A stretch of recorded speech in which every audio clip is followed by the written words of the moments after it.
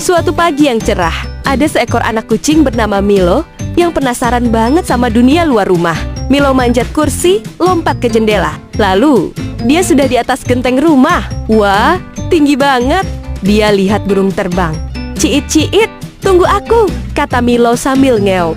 Tapi, Milo kaget dan Milo terjatuh. Fiuh, untungnya jatuh ke pelukan ibu. Sampai jumpa di cerita berikutnya ya. Dadah.